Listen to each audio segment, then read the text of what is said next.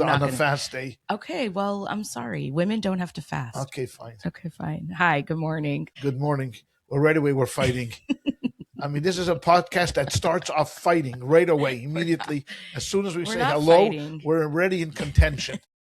Is there any more Jewish way to start a Jewish podcast? Absolutely not. Absolutely not. But I was going to tell you. Life is full of contention. That's true. I was going to tell you that I was at a different shul this weekend, and they asked me to share a few words on the spot. And I was a bit taken, but I told a good joke in the beginning that people really loved. And I might have heard it a few times from you. And I pretended when you that I made it up. You mean Jay or me? You, my father. Well, I mean, it's not like I've heard Jay speak in shul ever. So maybe if I would. So what joke was that? Let's hear the joke. Well, it wasn't a joke. I shouldn't use the word joke, but I just said, because it was it's the Shabbat between Christmas and New Year's. So It was a very sparse crowd in shul.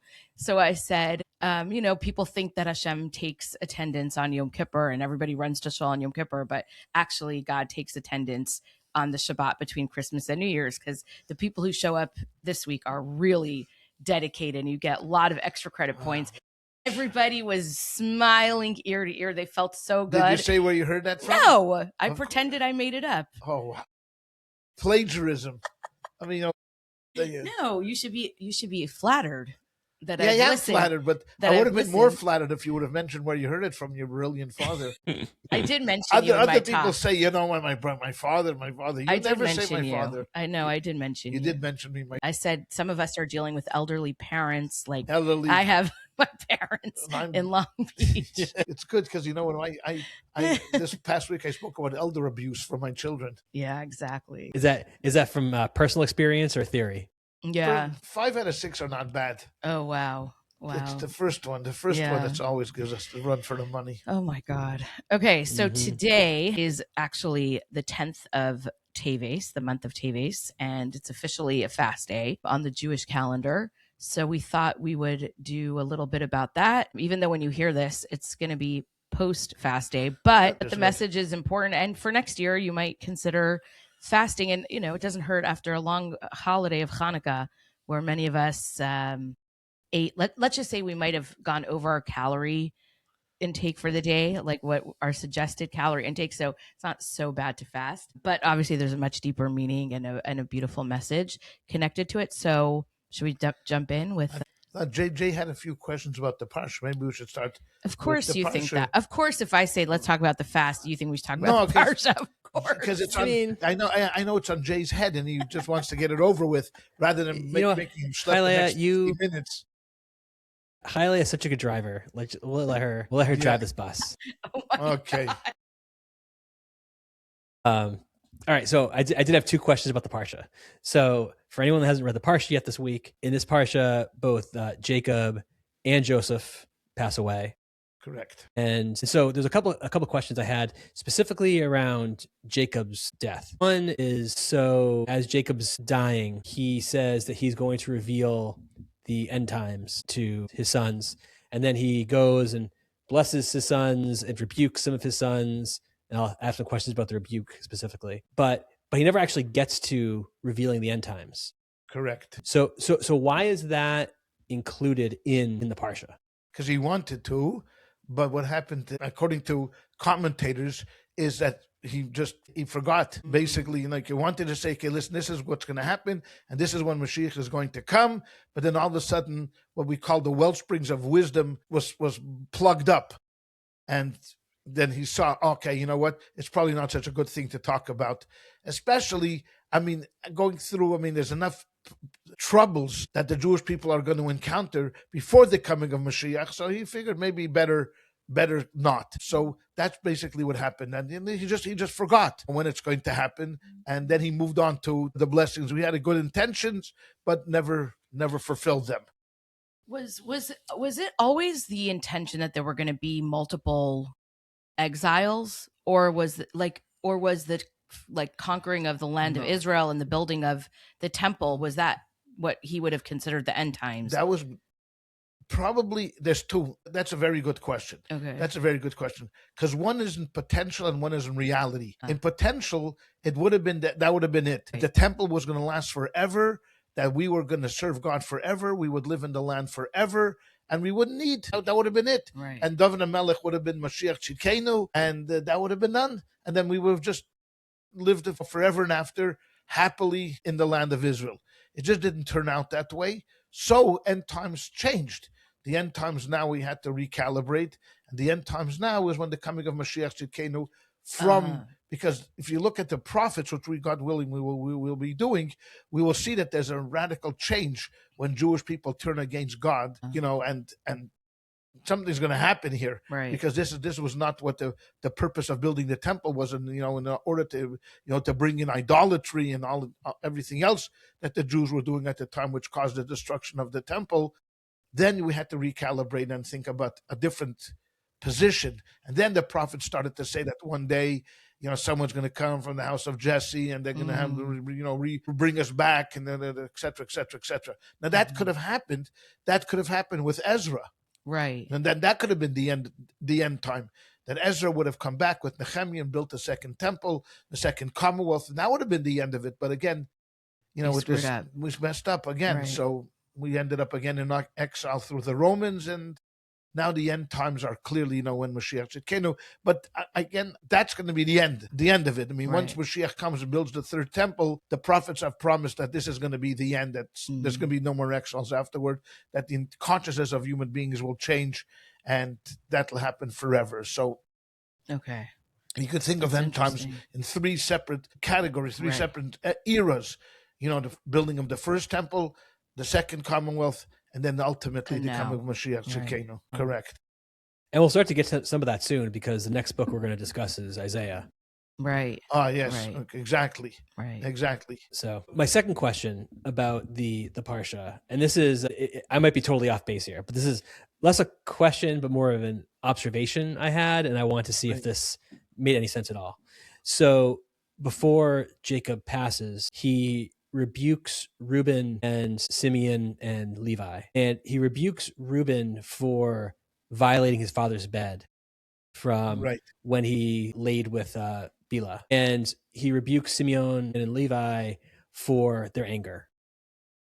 Right. There's a couple of situations of their anger. And it got me thinking that so the rebuke of Reuben is sort of a rebuke of temptation, and the rebuke of Simeon and Levi is about anger or just being hasty, right? And that sort of aligns with Adam and Eve and the Cain and Abel stories, right? And those are sort of the first two, human lessons of the Bible, which are, fight against temptation, and I guess you read Cain and Abel in a lot of different ways, but it's sort of about being hasty to anger and being jealous. Is there anything there about the two sons he rebukes for those two reasons are aligned with sort of the first two human lessons of Genesis? I don't know if that's. I haven't seen it, but Shivan Panim LaTorah, there are 70 faces to the Torah. That's why the Torah was given to us, that we were able to interpret it.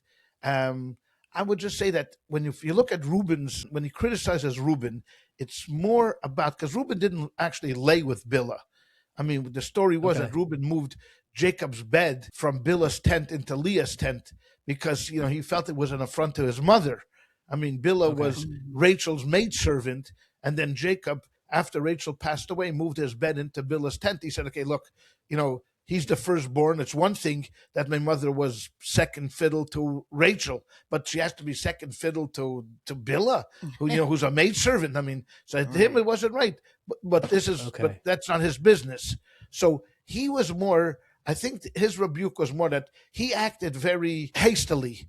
Like he did things without thinking it through. His intentions were correct, and everybody would feel for him. I mean, come on, Leah still had some respect. I mean, and she still was the mother of 6 of the tribes, and many of them the bigger tribes, and not only of the bigger tribes, but you're talking about the Kohanim, the priesthood. She gave birth to. She gave birth to the Levites. She gave birth to Judah. These were serious tribes that she gave birth to. So you would think, but but you don't think things through, you become, when you're very there's a word that you do things without thinking it through. You do that hastily. That's where his problem was. And when you're the firstborn, you have to be able to discern. Discernment is a very, very important part of being the firstborn. And if you want to be the leader, you have to know that you just can't act on instinct. Same thing he did with Joseph. He was the one that saved Joseph's life. I mean, Shimon and Levi were ready to kill Joseph. Reuben came along and said, "Don't kill him. I'll be back to save him." Why didn't he save him then? So he did things quickly. And that, I think, was his problem. Jacob said, "Look, you're never going to be the leader of the brothers, even though that you should have. You should have. You should have." Now, Shimon and Levi, they had a different problem. They had an anger problem. The key of here is the blessings, if you read them correctly, is God does never curses them. He curses their anger. So that's a very important distinction to make. In their anger, they wanted, they killed men. So it was the anger that's the problem. Nothing wrong with you personally, but you may be good guys, but you need to temper this down. On the other hand, everyone needs a little bit of Shimon and Levi, because if you're just too passive, nothing works. So one of the commentators gives a beautiful interpretation that both of these tribes never really inherit land in Israel. The Levites, they get spread all over the land, and Shimon the same way. He gets a piece of, Judah gives him a piece of his land, but they really become the teachers. When I say teachers, they become school teachers, Shimon's tribe, and they live like all over, they're spread out all over Israel. And the reason why that's done is because when you have this kind of a personality, that's a fiery personality, that's one of, it's great in small doses. Means you can't have them all like in one place. Because if you have both of these tribes living in one place, this could turn out to be, like when you have those two elements you put together in, nitro and glycerin or whatever, you put together, and it explodes. So what they did is they spread them out a little bit, because everybody needs to learn from them. We need to learn from Shimon and Levi too, that sometimes you have to have this kind of anger to do the right thing. Like a passion. A passion. Right. Exactly, a passion. So for when Dinah is taken captive, like they tell their father, "Our sister is not a prostitute." Right. All right, you don't do this. Action must be taken, but it's good in little doses. You put them around. So that's where Jacob comes in to say that, what, you guys, you have something good going on, but you have to contain it for the right moments. And so I never understood the Shimon and Levi piece, because I thought they did the right thing. I mean, to me, it seemed, but they put him in. They didn't listen to him. I know, but it always I don't know if we've ever discussed this before, but Jacob's role in that story of Dinah, his daughter, who gets kidnapped and raped and whatever, and Jacob sort of is passive about it. I know that's not the right word, but he is passive. Shimon and Levi are like, no, we're not going to sit back, and we're going to take care of it. We're going to punish them, and we're going to, So to me, that was kind of heroic. I just even remember as a kid thinking that. And then when they get rebuked, I'm like, but I don't know. Okay, so two things. Number one, they didn't take advice from him. Right. Okay, that's number one problem. I mean, Jacob was Jacob. Yeah. I mean, he built this whole thing. He was a rich man, a respected man, a tzaddik. You don't take advice from him. You do it on your own. Okay, that's problem number two. Problem number one. Problem number two is, were these people worthy of being killed? I mean, we don't know. I mean, because they were ancillary players in this in this whole story. Right. They were not the ones that did it. So why are you punishing the whole town of Shem? I mean, it's a halachic question whether these people were worthy of death. Death. Gosh, it's kind of so relevant to right now. The what? It's so relevant to right now after what we've just experienced with October 7th and way they kidnapped them and held them, and it's collective punishment. Okay, I mean, these are real moral questions. And then third, and maybe even most, because Jacob, says this, is that you put me in tremendous danger. Right. Well, what did you do? You put us in danger. I mean, we're a small little family here, and then all the people around are going to come and war against us. But zealots don't care. Right. You see, they were zealots. Shimon and Levi, they don't care. They were probably Leos like me. I'm a Leo. They were probably Leos. Yeah. Now I don't even know what to say to that. To be honest with you, there's no retort that I could come up with that would make sense at this point. They were I'm just saying. Yeah, they That would probably were.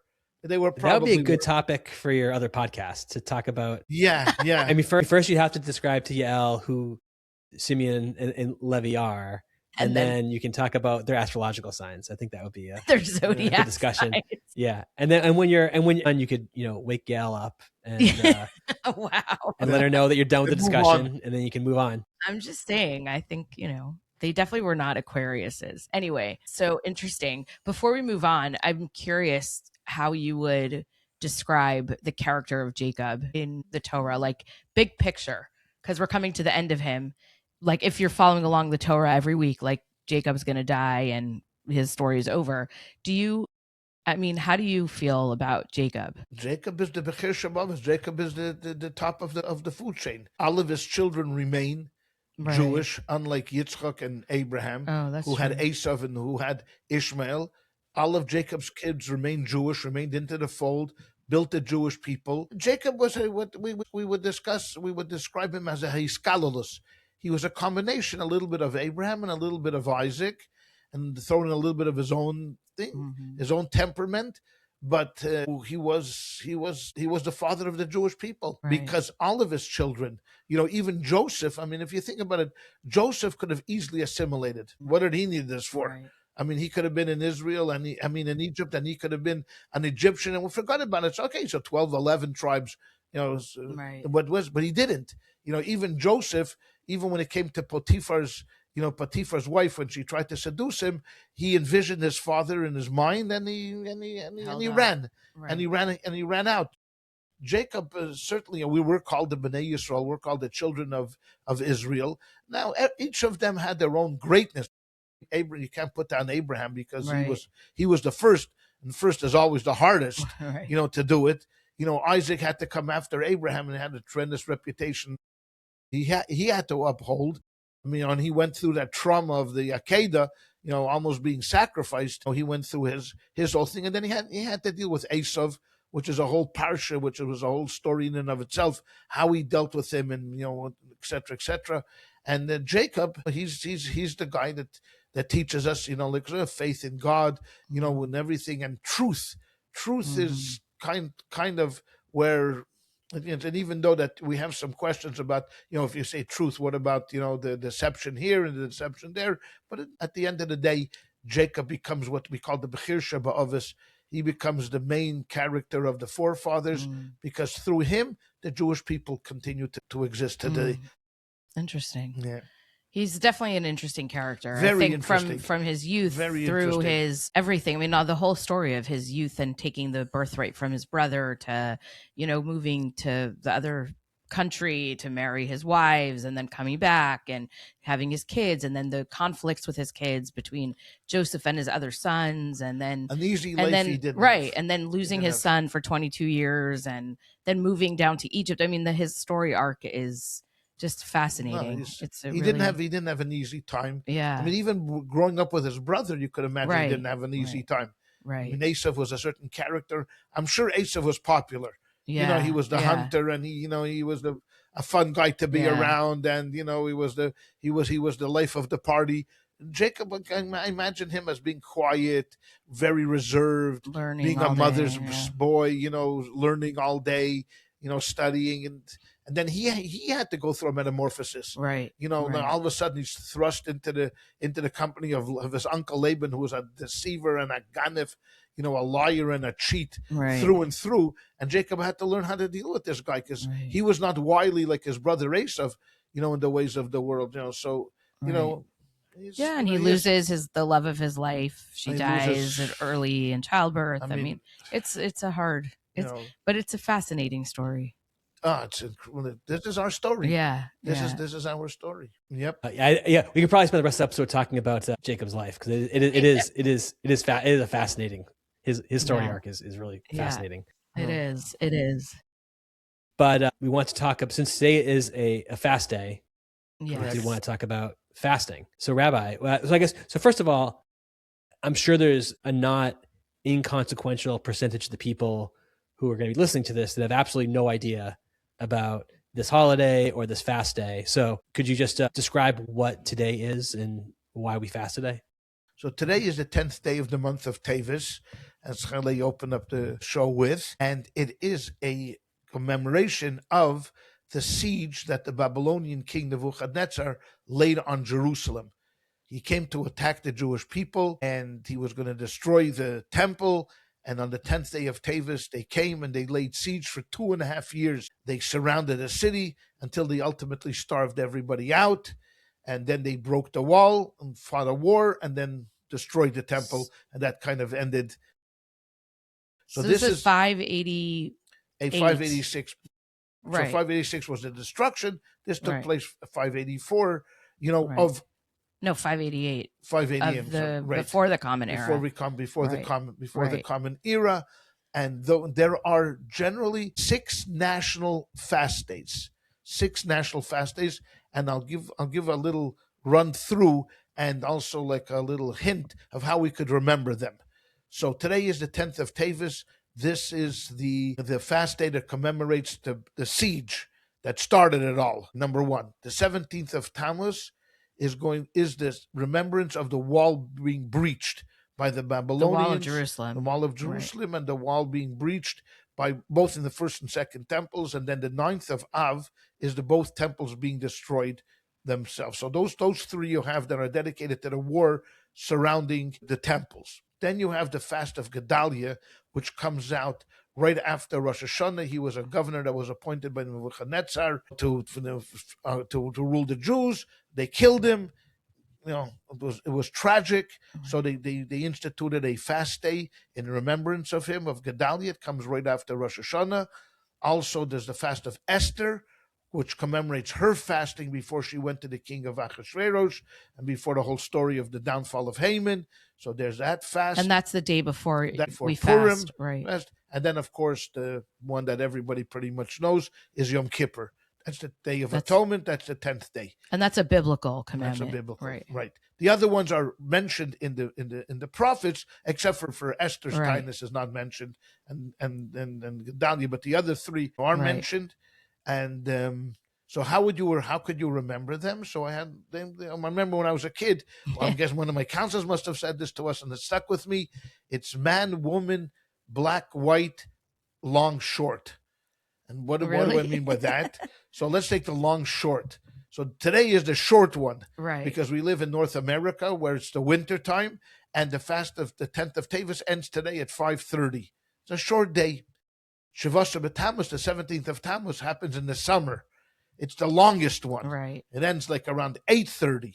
So, but you think 8:30 to 5:30, but those last 3 hours are the killer. That's right. Of it. Right. So that's the short and long.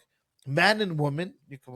The fast of Gedaliah is the man. The fast of Esther is the woman. Oh, that's cute. I never thought of that. Man and woman, and then black is the 9th of Av, which is a black day. It's like the day of of mourning. So mourning is the color of black. We mourn in black, and white is the color of repentance. So we all like our angels on Yom Kippur. Right. So you have black, white, man, woman, long, short. I never thought of that. That's so funny. So next time you're in a shul and someone asks you to speak about something, say, you know what? I just came up with something. As I was walking up to the pulpit, I came up with this brilliant thought. I'll just say one thing about the long and short. Baruch and I were in England this summer, and it was during the fast of the 17th of Tammuz. And in England, it does not end until almost 11 o'clock at night. I think the fast ended at 10:45 p.m. because it's so north, and so it doesn't get dark till so late. That is a brutal fast. I mean, it's really hard. Brutal. But anyway, So what are the prohibitions on a fast day like today? Today is no eating, no drinking. Okay, that's basically the fast. You can work, you can drive, you can do all other things today, but no eating, no drinking, and some special prayers that we say in davening, some extra prayers, penitential prayers that we do. This is a period. The 10th of Tevet is generally it's a combination of 3 days that come one after the other, which are sad. The 8th, the 9th, and the 10th. The 8th of Tevet, it tells us in the Talmud that the king Ptolemy took together 72 Jewish rabbis, put them in separate rooms, and forced them to translate the Torah into Greek. Miraculously, they all came up with the same translation. They made a number of emendations in it because they didn't want it to be controversial. So, like, for example, they all did where it says, let us make man in our image. It said, let I make man in my image. Oh, and they interesting. all wrote that together. It's a miracle Without that all discussing it. 72 were in separate rooms and they all made the same emendations to it. But it became a very, very black day. The rabbis considered this a very dark day when the Torah was translated into Greek, because now the sanctity of the Torah had lost its value. As long as we had the Torah for ourselves, people in the world respected it, and they didn't know what it was, so they said, "Oh, it was a Torah." That the analogy is given like a lion. When a lion is out there in the world, everyone's afraid of it because it has it's fierce. Once you capture a lion and you have it in a cage, you're not afraid of a lion in a zoo. And the same thing is true about the Torah. As long as the Torah was in the realm of Judaism and only Jews had it, it was mysterious, it was frightening, it was something incredible, and only the Jews have this. It's something. But now it was translated in Greek. Then you look at it and you could interpret it among of different ways and go, okay, right. to it. Right. So that became a very dark day, within Judaism. That's called the Septuagint, right? When correct. The Greek translation. The Greek translation. And even though we need translations, I mean, look here in America today, how many books have been translated into Judaism, into English and French, and we encourage this. But it wasn't the same idea. What Tommy wanted was he wanted to take away the sanctity of the Torah, wanted to take away the mystery, of the Torah. So that became a black day. That was the 8th. Also, one other thing is that actually the Jews at the time stopped reading and understanding Hebrew at a certain point because they became comfortable, if they were living in Alexandria or other parts of Egypt, and it was that Greek was their first language, they started actually learning Torah and saying prayers in Greek, which was not, which isn't what we wanted, and they forgot Hebrew. Some of them, right. Yeah. The 9th, the 8th, and then there comes the 9th. Yesterday was the death of Ezra and Nehemiah. They were the two leaders that brought the Jewish people back from exile in Babylon and built the temple and reestablished the second Commonwealth. So their death was a major event within Jewish history. And then comes the 10th of Tevet, which of course is the siege. It's like 3 days, one after another. That's just an unpleasant time of the year that we do it. But let's just stick to the fast day. Yeah, we'll stick to the 10th of Tevet and the fast day. You had a question about the prohibitions. We're just eating and drinking pretty much, and some more penitential prayers. The purpose of the fast. Oh, that's what I was. That's more important than the fast. The purpose of the fast is like this. I'm just going to quote from the great commentator and codifier and just incredible Rambam, where he writes in the laws of fasting, and he writes like this. He says it's a positive commandment to cry out and to sound trumpets in event of any difficulty that arises which affects the community. Okay? Meaning that if something bad happens to you, you have a responsibility from the Torah to cry out. To cry out.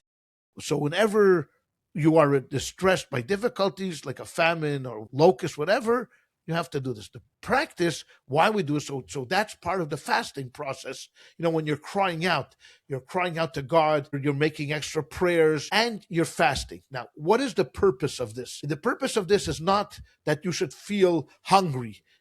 What is the purpose? This practice is one of the paths of repentance. So when a difficulty arises and the people cry out to God and sound the trumpets, which they used to do, everyone will realize that the difficulty occurred because of their conduct. Okay, as Jeremiah states, your sins have turned away the rain and the harvest. The realization will cause the removal of this difficulty. So if we know that, for example, something terrible is happening to us in a particular city, God forbid there's a famine or there's a plague or whatever, we have to call out to God because because we believe that the source of this difficulty is us. We have seen the enemy, and the enemy is us. Okay, so that's the purpose. That's the purpose of this of the fasting. It's not just I want you to feel bad, and and I want you to feel that other people are also starving around the world. That's not the idea. The idea is refrain from eating and drinking, so you're not involved in your normal materialistic activities, in order for you to dedicate this day to prayer and to repentance. And now I want just write and here he writes something incredible, which I'd like to add. Conversely, okay, so that's what you're supposed to do. Now, conversely, should the people fail to cry out to God and sound the trumpets, and instead say, what has happened to us is merely a natural phenomena, and this difficulty is merely a chance occurrence. What the Rambam writes, this is a cruel conception of things which causes them to remain attached to their wicked deeds. Thus, the time of distress will lead to further distresses. Ooh. That is an incredible statement, because that's crazy. Which It wouldn't be an episode without it a phone wouldn't be an call. episode if we wouldn't have a call. The callers are calling in. They want to know. Rabbi 911. The callers. But so wow. But that makes sense for Maimonides. Sorry, let me just finish the thought and then open up. So what Maimonides is saying is that the fast day, even though we are fasting today about an event that happened thousands of years ago, you are responsible. Like the Talmud says, any generation that has lived and has not seen the rebuilding of the temple, consider as if you have destroyed it. That's what Maimonides is doing. Maimonides is saying, if you don't take this seriously, that something bad has happened to us and that we are the cause of that, whatever it should be, we have to look into ourselves, and if we let it go by and say that this is just, coincidental, or it's a natural phenomena that, sometimes you have plagues or sometimes you have famines, you will continue to go down the wrong path, and these things will continue to be attached to you. That's the purpose of fasting, meaning that today is a day of introspection, to look into ourselves. What can I do to hasten the coming of Mashiach, which will then alleviate this whole idea of the stress of the temple being destroyed?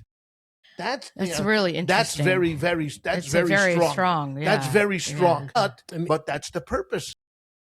Yeah, it's interesting. Thinking way back to the very beginning of the show, the episode we did about death, and the idea that until you fulfill your mission, whatever God's purposes it made for you, you come back. Right. To fulfill your mission.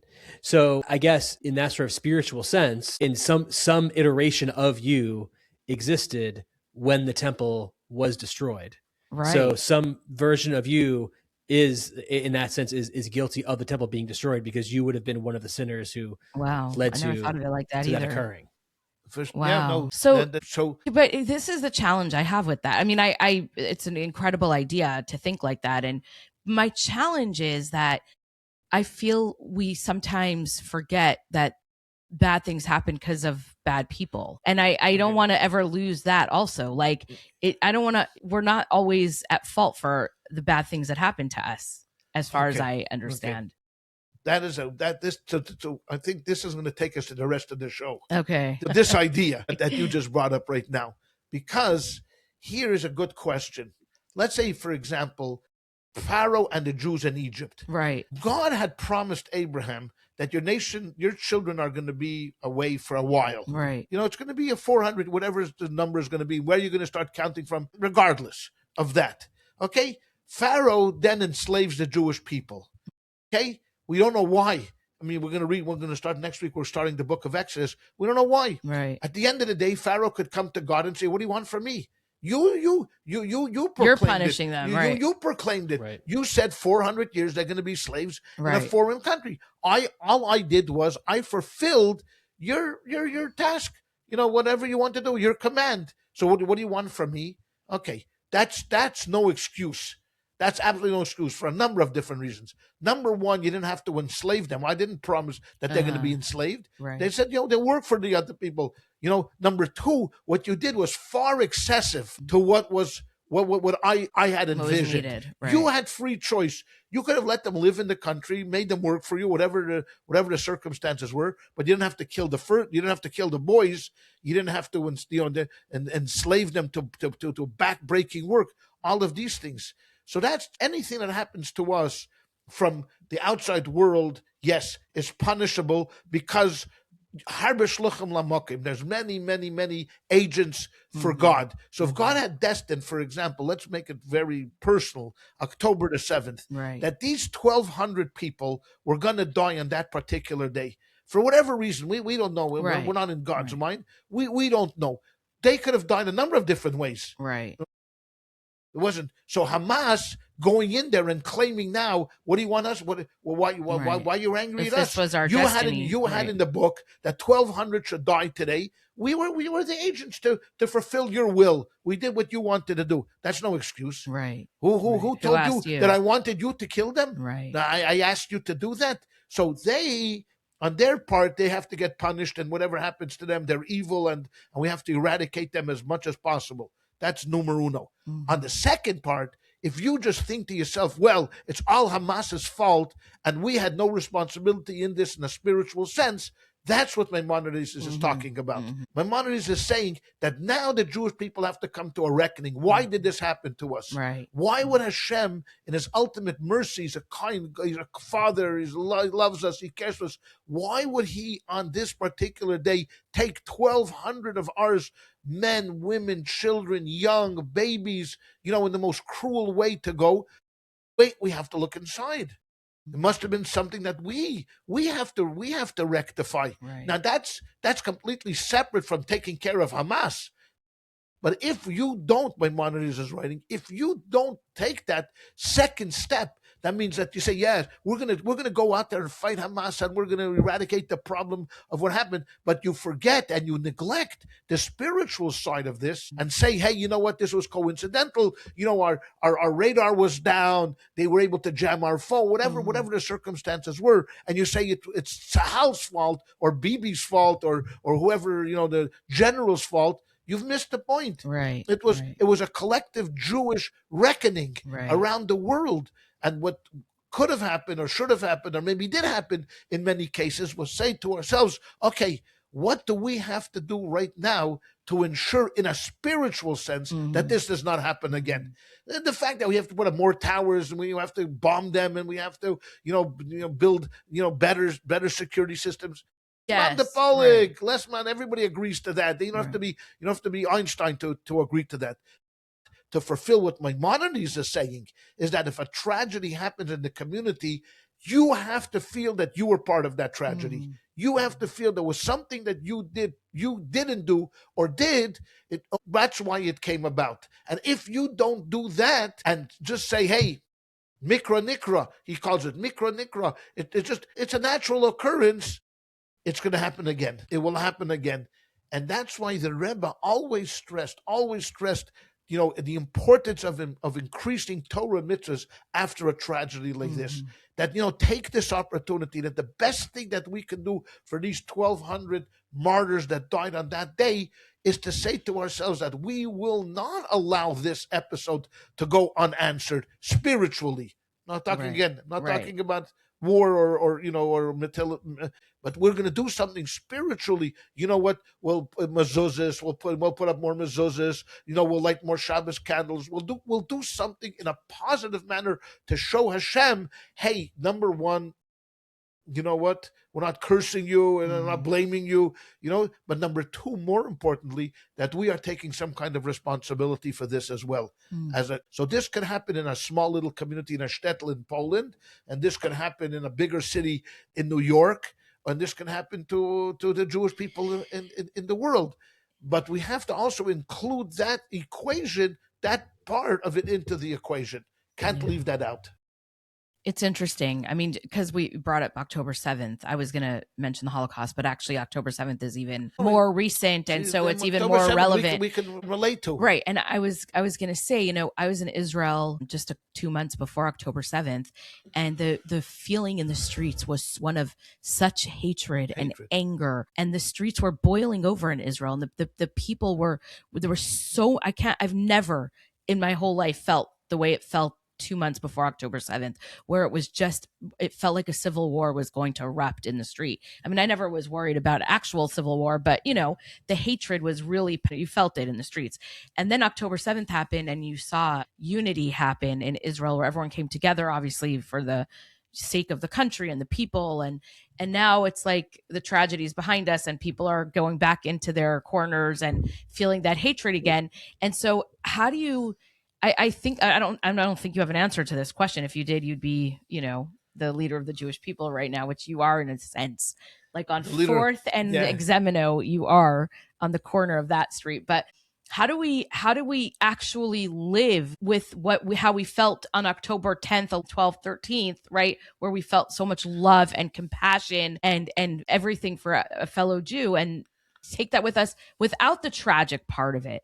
That's what's always so hard. It's like we remember, even on the 10th day of Tevet, on a fast day, I think about it. Oh, it's such a tragedy. And, I feel so bad as a Jew that we're not doing this or that. But then on the 11th, I forget already and move on. So what's the secret here to keep it going? This is a challenge. This is a very, very big challenge. Why? Because we have within ourselves, we keep talking this over and over again, two distinct drives. The drive of the Yetzer Tov and the drive of the Yetzer Hara. At once in a blue moon, the drive of the Yetzer Tov is so overwhelming. The good part, that like after October 7th, we come together, we're doing this. But then what happens is we let down our guard. If we would just be able to, and I'm not saying this is easy, this is not easy, this is hard, but if we would take our spiritual side seriously, as serious as we take our physical part. Mm-hmm. Like, when we talk about physical and health and welfare and sustenance, we take this extremely seriously. We make sure to eat breakfast every day. We make sure to eat lunch every day. We make sure to eat dinner every day. We make sure if you're like Jay to exercise, like a good guy. I exercise. You exercise. I should exercise. We take our physical being very, very, very seriously. We sleep, we don't deprive ourselves of this, we don't deprive ourselves of that. But when it comes to our spiritual well-being, when we'll have the time and we'll be in the right mood and we'll have the right occasion with the right people and the right this, okay, then I'll start thinking about my spiritual side. Mm-hmm. And as long as we don't do that, it's going to be a challenge to stay focused. Because again, once that shock and awe is over of October 7th, maybe a month, 2 months, 3 months, a year, 2 years, whenever it is, then we go back to the same old.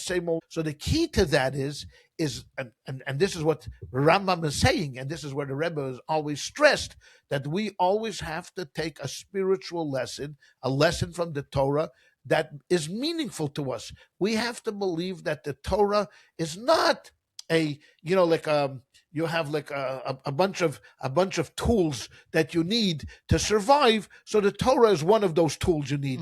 You also need food. You also need shelter. You also need, you need clothes. And then you have also the Torah as something nice where you pick up every once in a while on Shabbos and you read 3 lines. No. That has to be central in our lives, meaning that what happens to us, there is a connection from God. We don't feel it. We don't feel it. If something happens to us, it's either I wasn't paying attention, or someone rear-ended me, or I rear-ended somebody. I was distracted, or something like that. We don't take the spiritual element into it enough, and that is what keeps us trucking. Mm-hmm. I mean, the Torah is not a separate entity. It is our lifeline. It is literally your blood that flows through your veins. It should be. It should be that way. And that's the challenge of living in the diaspora, and the challenge of Jews, for centuries, is that we don't have this kind of fervor for the spiritual being as much as we have for the physical being. Mm-hmm. And it's not a condemnation, and no one, I'm not condemning anybody for this. This is the reality. I mean, the great rabbis, I think Rabbi Yitzchak of Barditchev said about to God, he said, why do you get so angry at the Jews? You took the best parts, like heaven, and you hid it from them. What did you do? You gave them all the little trinklets, right? You gave them little trinklets, food, and switch it. Switch Right. it. Show them what heaven is like. Show them the beauty of space, and hide the trinkets. Right. And you'll see the Jews are going to be the nicest people. But what did you do? You didn't do that. You didn't do. You hit all the wonderful things, and you expose them to all the terrible, the gashmias. Oh, I like that. Expose ruchnias and then hide the Right, gashmias right. for a while. That's good. They see, but that's where the challenge comes into being. That, when you wake up in the morning, the first thing is, oh, my back is hurting. Well, no one ever says, my soul is pained. Right. You wake up in the morning, my soul is bruised. You know what I did yesterday? I insulted someone yesterday. I lied to someone yesterday. I cheated on my wife yesterday. I stole yesterday. No one wakes up with my soul is bruised. Everyone wakes up, not you, youngsters. But when you hit the boomer age, you wake up, my knee, like, oh, I have to get out of bed. I got to put on my socks. Like everything becomes a challenge. And, right away, it's a physical challenge. No one ever thinks about the spiritual challenge that we're facing. And that's the answer to what you're talking about. So always remember that the perpetrators don't get away. Okay, Right. Don't get away with this. They tell me hashkacha pratis. No, it was divinely inspired. Already, it was preconditioned that we should kill these 1,200 people. They were going to die anyways on this day, right? That's not your business. Okay, it's not your business. Your business is to stay home and to and be peaceful. Number two is, we need to take a bit of responsibility on the spiritual side of it, and on the military side as well. We need to take responsibility. Right now in Israel, there's a great debate of how we're going to how are we going to deal with the October 7th. Right. We want to make a commission. How are we going to deal? Many people want to get down to the nitty gritty. Where was the failure? Where was the failure on it? Why did we not keep our eyes on the ball? How did this happen? Others want to say, what use is that going to be? Well, when are you going to start calling out people and ruining people's career? So right now there's a debate in Israel as how far you want to go through this kind of a self-inspection. Right. So, but no one ever says, how about a spiritual self-inspection? How about the fact that we hate, like you said before, we hated each other, we were cursing each other, and all of that stuff. How about something like that? Like we don't care about. So I guess two thoughts. Number one, on the point you brought up about God hiding the good stuff from us and giving us sort of the tchotchkes. Yeah. I guess if he showed us the good stuff, that would become, it seems like, more transactional and less actually faith, right? Because that's like, oh, now I see what you're giving me, so now I'm gonna abide by your laws because like you're giving me good stuff, right? Yeah. Right. And I think the other thing is I was going to say also is, I think that's probably the biggest thing I've got out of when I starting to pray is I actually have found that I get even more out of it in the sort of what's the right word? Intermission is not the right word, but sort of in the in-between times when I'm not praying. Right. Because it becomes more forefront in your mind, right? Because when you make it a practice and you do it religiously, right? Pardon the pun. Just it becomes something you're just thinking about more frequently. And so during the times when you're just living your life, and I'm just on a work call or out walking around my neighborhood or whatever, it's something that, because you're actually participating in it on a day-to-day basis. And, the amount of time you actually spend, I'll say for me, I'm not going to say for you, Rabbi, but for me, it's a very small piece of my day, but it's in the sort of those in-between periods where you really see the benefits of that, because it's more on the forefront of how you perceive the world and what you're thinking about. And probably most importantly, I think more about how I act and how I interact in the world because of that practice that takes up, 20-30 minutes of my day. So yeah. No, that's a good point. To your first point, Jay, where you mentioned about, like if God had given us, like showed us everything, the greatness of what's going to happen. It's a very important point that you made, because one of the great rabbis, I think it was the Rebbe Rashab, said that when Mashiach comes, we are going to miss these days. Because then it's going to be easy. Everything is going to be easy. We'll be studying Torah easy. We're going to do mitzvahs easy. It's during the time of exile where the challenge is there. That's when you earn your stripes. You don't earn your stripes when it's peacetime, and sitting in your barracks. You earn your stripes and your medals in time of war. That's what proves whether you're a good soldier or you're not a good soldier.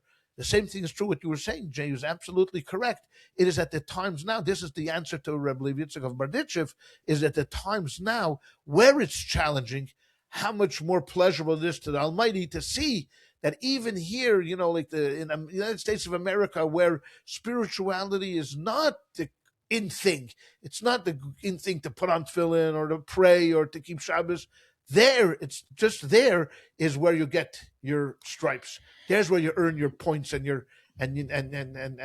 God is much more excited about seeing it than like you said before. When it's open and clear. Okay, so you're doing it. You're doing it. It's easy. Can I ask you a question a little off the topic, but it's something that I just thought of? Yeah. When I was a kid, so the Rebbe, our spiritual leader, had a stroke when I was 12. Correct. And for 2 years, till I was 14, the Rebbe was incapacitated, basically. Correct. And it sort of put us in a different mode as the Chassidim and the followers of the Rebbe. I'm getting to a point here. And then when I was 14, the Rebbe passed away. So there was this 2-year period that we were on edge constantly because the Rebbe was ill and we didn't know what was happening. And so it was just and I was like at a very formative time of my life. I was 12, 13, and 14 years old. And one of the things that we used to do is we would fast Bahab. And I'm curious, what is that? Why were we doing it? And how come I've never heard of it since? Well, there are people, am I making it up in my head? No, people are still fasting Bahab. Bahab is Beis Hey Beis. Okay. Monday, Thursday, Monday. Okay. There were people that took upon themselves, because of the situation, Mashiach is not here. Okay. So to do extra, this is not for everybody, Bahab. And most few people that I don't know anybody that fasts Bahab. The Rebbe, they said, used to fast Bahab.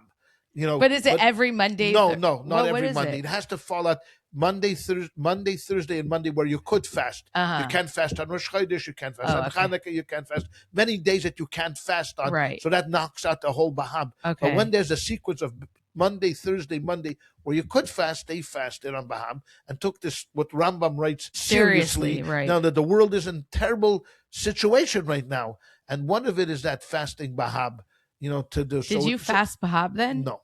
So why was I fasting Bahab? Who asked me? You heard about Bahab, but you never fasted. We were I remember the girls in high school. We used to fast. Yeah, it was till lunchtime. Till lunch. It's true. Okay, it's true. So what they mean is they missed the orange juice in the morning. No. Okay, fine. If that's fasting, we Bahab, would not eat breakfast and no snacks. No. And then, I don't know, I just remember that being... There were times when fasts were instituted that the Rebbe... We were general not. Chabad is generally not... Chabad doesn't do it. Right. Chabad is generally not into fasting, the Rebbe said many times, but there were times when a fast was instituted, a half day, generally, which you had to accept upon yourself the day prior. If you took by mincha, you had to accept that I'm going to fast the next day, half day, whatever circumstances was, at the time. But I don't remember anybody fasting, especially fasting Bahab during those 2 years. Maybe I'm not remembering it, but I don't remember anybody fasting Bahab. So you said Chabad is not big into the whole asceticism thing. The 6 fasts, I don't want to get anybody wrong. The 6 fasts, but it says in the code of Jewish law, we follow the 6 fasts, but there are communities that add fasts, for a number of different reasons. That's what I was going to ask. Okay. Yeah, for a number of different reasons. Chabad something is going wrong. Let's fast. We're much more into like adding in charity, adding in prayer, adding in good deeds, adding in mitzvahs. That would be much more the Rebbe's style. To mean it rather than fasting. The Alter Rebbe writes in the Tanya, like today, people used to hundreds of fasts just for committing a sin. They would fast, like in the Talmud, the tefillin strap was laid on the wrong side. He fasted 100 fast days. Something went wrong. He fasted 100 fasts. So there would, and the Arizal, the great Kabbalist has a book, and how many fasts you need to do for each particular sin. I haven't seen it, but for Alter Rebbe brings it down in Gersa Tshuva for each particular sin, how many fasts you need to do. So if you by mistake desecrated Shabbos, how many fasts you need to do for that? If you ate not kosher, if you missed davening mincha, all of this stuff. I think I like that. You'd fast? No, I'm saying like if there was if I committed a sin, right, and I knew that I can... It's hundreds. Oh, it's 100. It's like, like Never 85. And if No, you did it never twice or mind. 3 Never times, mind. Imagine if, Never you did it 2 or 3 times, you're fasting hundreds of fasts. Alter Rebbe says, Yeah. and who could? Who does that, right? In today's day and age. So you try maybe to do it once during your lifetime. But I am sure that it was easier to fast in the olden days because they ate a lot less than us. And it was probably a lot easier for them to fast. I'm just throwing that out there. That's probably true. I would guess that that's true. I have stunned you twice this episode. But this I don't know what to say. They ate less. I will. You have to fast because no, it's easier true. to fast if you're fat. Like me, it's easier to fast. No, that's not true. Because you have so many calories you can burn. They had no calories to burn. What do you do? Jay fasts all the time. Not all the time, but for different reasons. But what I was going to say was, it seems like the Rebbe's thought process in this better aligns with, I don't know, I guess Jewish values. Because if our purpose is to make the world a better place, and we're a deeds and not creeds religion, then fasting is for like you. I mean, I know it's about spiritually, but it's about you. And whereas doing mitzvahs and helping other people is about helping others. So it seems like that's more in line with what, the Jewish philosophy to me. It's a good point. Okay. I think we've wrapped that topic up. Correct? Okay. Mm-hmm. Thank you very much. We are going to meet next week to talk about, we have a book club coming up. So if you want to follow along, we're reading the book, The True Believer by Eric Hoffer. It's a short book, so don't worry if you don't have it or if you haven't gotten it yet. It's a very short book, so feel free to buy it or get it from the library. Again, it's called The True Believer by Eric Hoffer. And we are going to do an episode next week on that book. And so you can read it and follow along with us if you'd like. Oh, and also before we go, this episode will be coming out on New Year's Day. So happy New Year, everybody! Happy New Year. And don't forget to subscribe and to share it. Yes, look at you. All the other things that you need to do. Yes, it really helps us grow, and and it pays our bills. Oh yeah, pays our bills. And we'll be announcing that our January Zoom call. It'll be either the second or third week of January. We'll give you the date. Probably on the next call, we'll have a date settled, and we'll let you know what the date for that will be. Okay. All right. Thanks, everyone. Thank you Have very an much, easy fast. Have an easy fast. Yes. And again, everybody, take care.